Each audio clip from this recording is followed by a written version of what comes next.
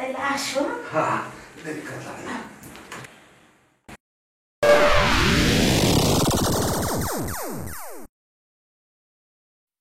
ধূমপান স্বাস্থ্যের পক্ষে ক্ষতিকারক। ধূমপান ক্যান্সারের কারণ।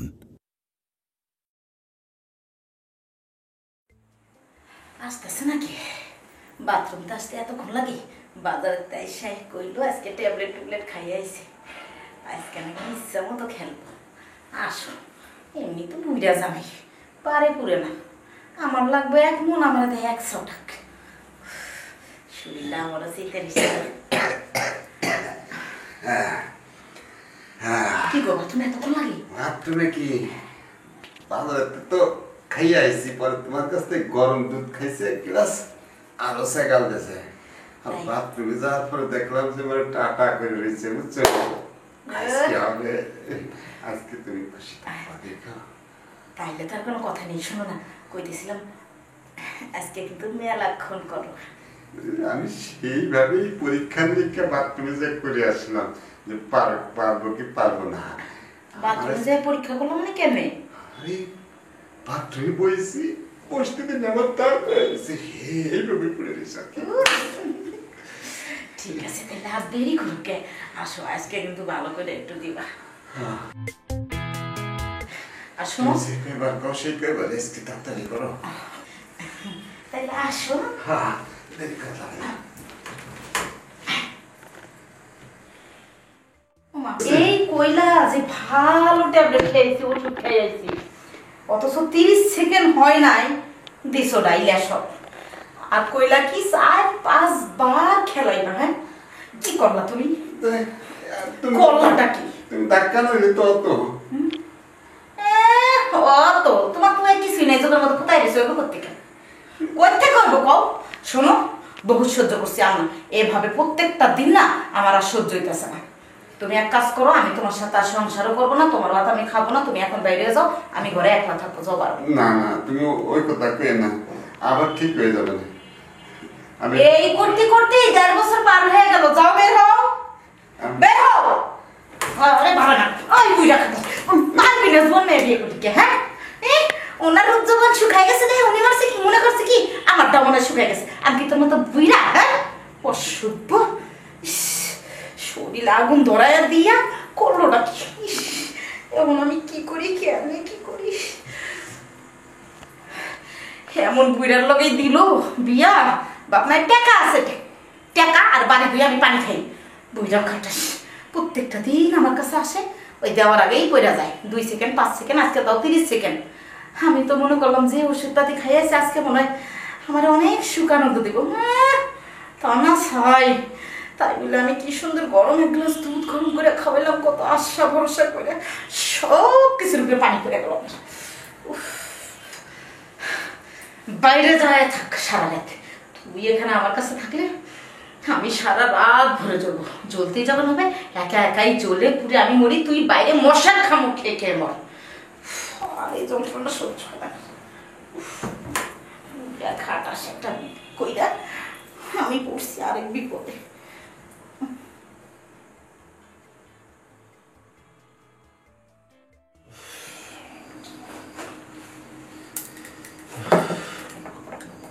কি আর বলবো, এই অল্প বয়সে ডাক্তার হয়েছি, এটা যে একটা প্যারা, এটা কয়জনে বুঝে। সেদিন একটা রোগী আসলো, 50 বছর তার, আর 24 বছরের একটা মেয়েকে বিয়ে করে ফেলেছে। কোন তো এটা কি কোনো এই সমাজে খাটে? এই সমস্যা, ওই সমস্যা, ওই সমস্যা, আর কি বলবো। কিছু কিছু সময় এমন এমন রোগী আসে যেটা ডাক্তারের নিজেরই মাথা ঠিক থাকে না। আমার বয়স হয়তো কম, কিন্তু মনের তৃপ্তিটা কিন্তু কম না। ডাক্তার সাহেব, আমি কি আসবো? জি, আসেন, বসেন। আসসালামু আলাইকুম। হ্যাঁ বলেন। বলছিলাম কি ডাক্তার সাহেব, আমার বয়সেই 52-53 চলতেছে, বুঝছেন? তা আমি এটা 25-26 বছরের মাইয়ে বিয়ে করেছি। তো হ্যাঁ বলেন বলেন। তা বোঝেনি তো, বয়সের ফেরগুর আছে। আমার বয়স 52, তার বয়স 25-26। আমার একটু ইচ্ছা হলেও ওর কাছে গেলে ওর ইচ্ছা পূরণ করতে পারি না, যার আগেই দর দর দর দর দর পড়ে গেল এই করতে হয়। বুঝতে পারছি। আপনার বয়স কত বললেন?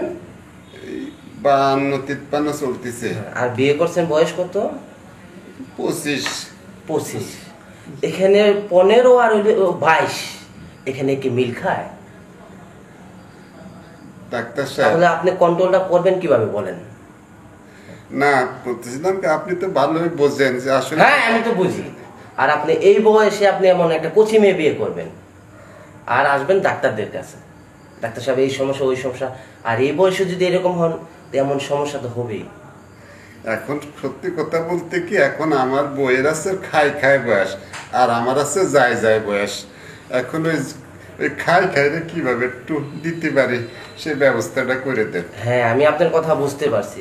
আপনার খাইটা নয় আমি একটু ট্রিটমেন্ট করে দেখলাম, নয় হয়তো আপনি 5 বছর ঠিকভাবে চালাইলেন, তারপর আপনি কি করবেন? তখন তো আপনার বয়সটা আরো বাইরে হয়ে যাবে, আর আপনার বউ তো আরো চাঙ্গা হবে। তখন তো আপনার বউ এই যে টিস পরকীয়ার সাথে লিপ্ত হয়ে যাবে। ওই ব্যবস্থাটা একটু করে দেন যাতে এইসব পথে না যায়।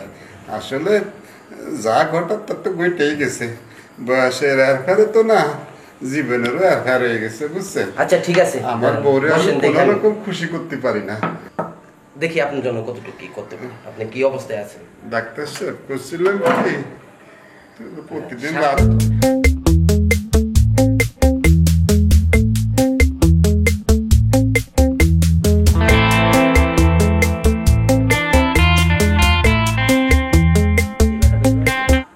আরো দেখলেন? প্রতিদিন রাত্রে বউ আমারে খাটাতে নামাই দেয়। হ্যাঁ, বুঝতে পারছি। এই ব্যবস্থাটা আর করে আপনার দেন। আগে হয়তো বাজে অভ্যাস ছিল, ডাক্তার কাছে সত্যি কথা বলতে হবে, কোনো নয়ছয় করা যাবে না। না, এটা আবার কি করছেন ডাক্তার সাহেব? আমার কোনো বাজে অভ্যাস না, আসলে কি হ্যাঁ আমি এইসবের ভয় পেতাম, বুঝছেন? হ্যাঁ এই করতে বিয়ে শাদিও করিনি, পরে বিয়ে করেছি, সম্পদ আছে, সেই সম্পদের জন্য আমি বিয়ে করতে হয়েছে, না বংশধর না হলে সম্পদ থেকে হবে কিনা। বুঝতে পারছি আপনার এখানে প্যাচ আছে। আচ্ছা আমি আপনাকে ওষুধ লিখে দিতেছি। ডাক্তার সাহেব বউটির জন্য লাতিকুতো না মারে, একটু সেই ব্যবস্থাটা করে দেন। এই বয়সে যখন এই কাজ করছেন, লাত্তিকুতা তো অবশ্যই খাওয়ার কাজই করছেন। না ডাক্তার সাহেব, আপনি একটু ভালো করে দেন। এই যে নেন, এখানে 1 মাসের ওষুধ দিছি, আপনি এই ট্যাবলেটটা 15 দিন খাবেন, আর এই মালিশটা ঠিকভাবে করবেন, ঠিক আছে? 7 দিন পর আপনি আবার আসবেন, এসে কি পরিস্থিতি হয় আমাকে জানাবেন।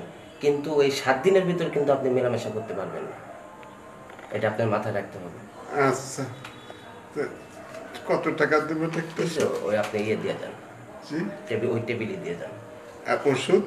ওষুধটা এটা কিনে নেবেন আপনি, ওষুধ তো আর এখান থেকে আপনাকে ফ্রি দেওয়া হবে আচ্ছা না। ঠিক আছে, টাকা এখান দিয়ে যাবো? হ্যাঁ দিয়ে যান, ভালো হবে তো ডাক্তার? সেটা আল্লাহর উপর ভরসা রাখেন। আসসালামু আলাইকুম। ওয়ালাইকুম আসসালাম। কাকি, আরে কাকি কই গেল? কাকি ওরে এই দুপুরবেলা কই গেল? এই বেড়ানো তো আমার সিলেট আছে, কি হয়েছে? না তোমার কাছে তো আইলাম। কে ক?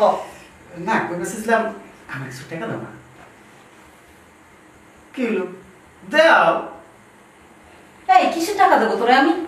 আমি একটু ঘুমাবো, রেস্ট করবো। তুই যা, এমনি কাজ কাম করে আমি অনেক ক্লান্ত। হ্যাঁ দুপুর টাইমে তো ঘুমাই ভাই, রাইতে তো আর ঘুমাইতে পারো না।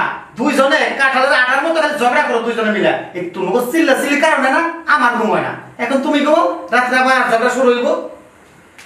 যদি বোঝোস তে তাই, এখন যা, আমার কাছে কোনো টাকা টুকা নেই। তাছাড়া আর কথা, তুই টাকা দিয়ে করবি কি এই দুপুর? না সব কথা কি আর আপনার কোয়া যায়, দরকার আছে। শোন, এই বাড়িতে তোর চাচা, আমি আর তুই। চাচার তো সব কথা বলা যাবে না, চাচিকে তো বলা যাবে। তা আমারে কবি না কারে কবি? কম তাহলে কম যাইতাম এক জায়গায়। এক জায়গায় যাবি? কোন জায়গায় কি কাম কর? মানে টাকা কোন কামে লাগাবি কর? এটা কোয়া যায়, এটা শরমের ব্যাপার না একটা। আমি বড় হয়েছি, আমার তো জায়গায় জায়গায় যাওয়াই লাগবো, নালিকার মাথাটা ঠিক থাকবো। তখন কোন দিন আবার কারো ধরে বসে তার ঠিক নাই। রে কি কইলি? তার মানে তুই টাকা নিয়ে কোথায় যাবি?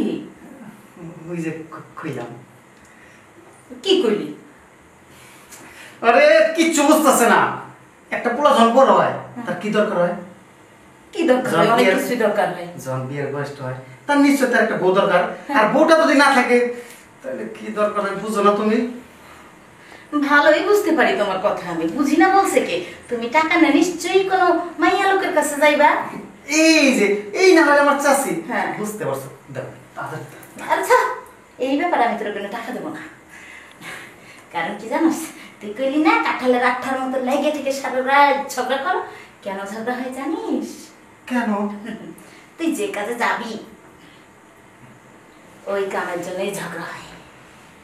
তোর চাচা না থাক।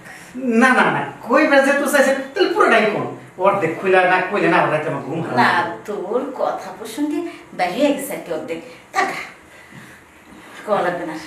আমার কিন্তু কেমন যেন লাগতেছে। চাচি কম একটু শুনি, আমি শুনলে ভালো লাগবে আমার একটু। ঠিক আছে, তুই যখন এত করে কইতেছ কয়ে ফেলে দিই। শোন, দেখ এই যে আমারে দেখ, দেখ আমার একেবারে সব রসে টলমল করে রে, একবারে রূপ যৌবনে ভরা।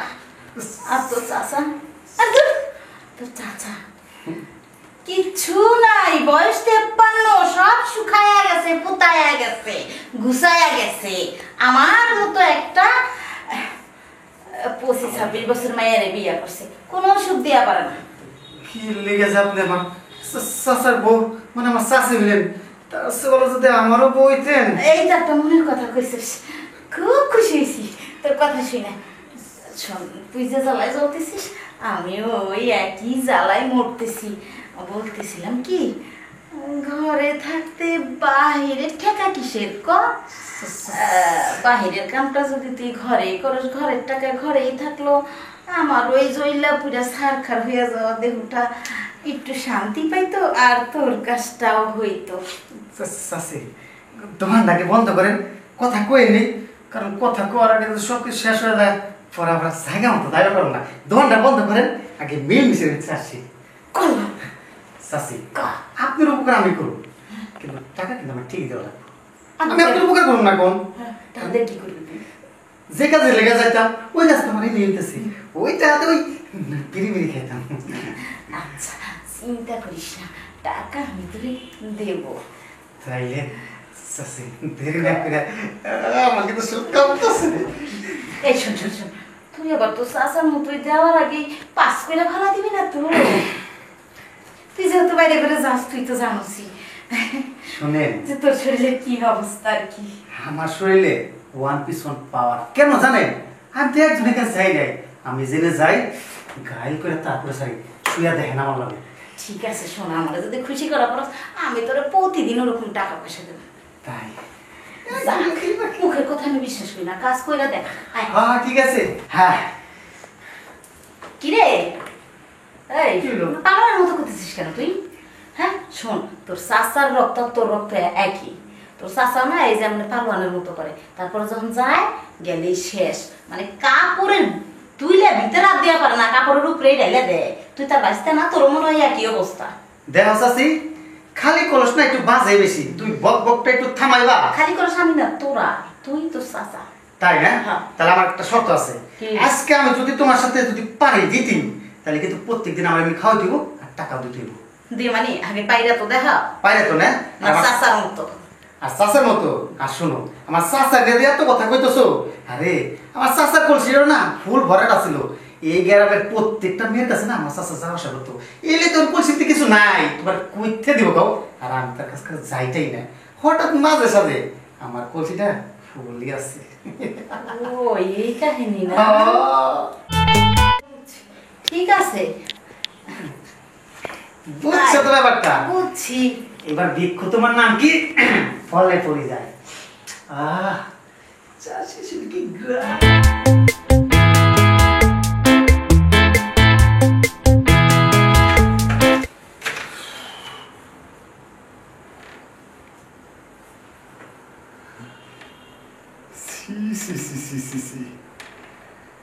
ভাস্তের সঙ্গে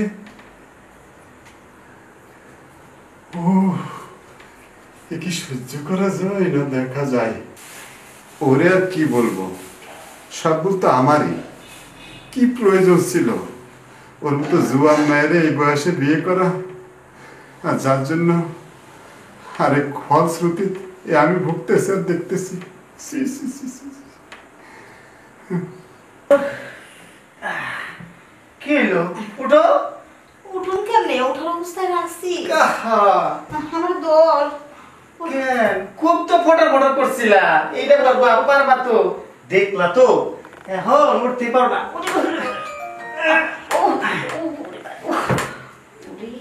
আরেকবার যাবো নাকি? চুপ থাক। কেন? খুব তো কইছিলা পারবা না, কলসিতে কিছু নাই। আরে আমার যা আছে সব আসল আছে, বুঝছো? যাই হোক, শুনেন, ফ্রেশ ট্রেশ হইয়া আমি তো আবার আসতেছি। আরে বস। আরে শোন, এরপর থেকে না তোর চাচা শুধু উফ এমন ব্যথা করে দিছিস না, কথাই বলতে পারতেছি না, অনেক হাঁপে গেছি। যাক, যে কথা বলতেছিলাম, তোর চাচা এখন থেকে শুধু কাগজে কলমে আমার স্বামী, সাইনবোর্ড যেটাকে বলে। আর আমি শুধু থাকবো তো তোর জন্য এই বাড়িতে, বুঝছো? বুঝছি। তাই চাচি, এখানে আমার একটা কথা আছে। ব্যাস, অনেক কইছো, এবার আমি কিছু বলি, তোমরা শোনো। তোমরা যে বলা বলে যা করাকরি করেছো সব আমি দূরে দাঁড়িয়ে সব দেখেছি এবং শুনেছি। তো আমি তুমি দেখছিলে, শুনছিলে? হ্যাঁ, কিছু বললেন? বলিনি, কারণ তোমাদের দুজনের মাথায় এখন বিষ। ওই মুহূর্তে যদি আমি এখানে প্রবেশ করি, তোমাদের বিষ নামিয়ে ঠান্ডা হোক, তারপরে আমি ঢুকবো, তাই ঢুকেছি। আসলে ভুলটা আমারই। আমি এই বয়সে এরকম একটা জুয়ান মেয়ে বিয়ে করেছি, যা আমি ঠিক মতো চালাতে পারবো না, কখনো ভাইবেও দেখিনি। 13 বছর বয়সের সময় কখনো মন দুড়ু করিনি। আমার 40-52 বছর হয়ে গেছে, এখন 13 বছর বয়সের মন আমার দুড়ু করছে, তোমার বিয়ে করে বসি। আর এখন সেই ফল আমি আমার নিজের চোখে দেখছি। আমার ভুল হয়ে গেছে গা। ভুলে গেছে, আমাকে মাফ করে চাচা, আমরা অনেক বড় ভুল করে ফেলেছি। আরে না না না না, তোমরা ভুল করোনি, ভুল করেছিলাম আমি। আরে কি কইতাছে আবদল কথা? ভুল করছি আমরা। আমরা করলাম, তুমি হ্যাঁ, আমি করেছিলাম। কি প্রয়োজন ছিল আমার এই বয়সে তোমার মতন একটা মেয়েকে বিয়ে করা? আর করেছিলাম। আমি কতদিন পরে হঠাৎ করে ডাক্তারের কাছে গেলাম, 1 সপ্তাহ সময় দিল। আমি এখন সুস্থ হওয়ার চিন্তা ভাবনা করে আজকেই শেষ দিন, চিকিৎসা ট্রিটমেন্ট সব কিছু ডাক্তারকে দেখে চলে এলাম। সে বলল আপনি সুস্থ। আমি আজকেই ফিরে এলাম, ভাবলাম আমি তোমাকে সুখ শান্তি দিতে পারবো, কিন্তু এই মুহূর্তে এসে দেখলাম তোমাদের এই লীলা খেলা। তো আমার এই ভুলের প্রায়শ্চিত্ত আমারই করতে হবে, তাই সেই প্রায়শ্চিত্তটা আমি এক্ষুনি করব, এই মুহূর্তে করব। তুমি কি করবা? তুমি আমার মনে হয় চাচার মাথা ঠিক নাই, সব কিছু লেগে গেছে গা। আহা, মাথা আমার ঠিক আছে, সবই ঠিক আছে। সুজা, তোরা যদি সহজে আমার এই বাড়ি থেকে চলে যাস, আমার মাথা আরো সুস্থ হয়ে যাবে। এই আল্লাহ, কি বলছো তুমি? তুমি কি পাগল হয়ে গেলে নাকি? আমরা কোথায় যাবো? তুমি বোঝনি? তুমি তোমার স্বামীর উপরে বিশ্বাস করতে পারোনি, বিশ্বাস রাখতে পারোনি, তো তুমি ভাতিজাকে নিয়ে বিছনায় শুয়েছো। ছি, বেরিয়ে যাও। চাচা, এই দুনিয়াতে তুমি ছাড়া আমার কেউ নাই, আমি কোন জায়গায় যাবো? আমি কারে চিনি? ও চাচা কিছু কম না কেন? তাই তো, তোমরা কাউকে চেনো না, আমি কাকে চিনি? আমার কে ছিল? আমার তো তুই ছিলি, আর এই যে ছিল, আর এই সম্পদ ছিল, সবই তো ছিল। এখন তোরা যা করেছিস, কিভাবে এক ছাদের নিচে থাকতে পারি বল? বেরো না। আমি এখন এই মুহূর্তে বলছি, বেরিয়ে যাও। গায়ের মানুষ, এলাকার মানুষ জানার আগে বেরিয়ে যাও। বেরো। আমি আর কোনোদিন জানি আমি সামনে না দেখি।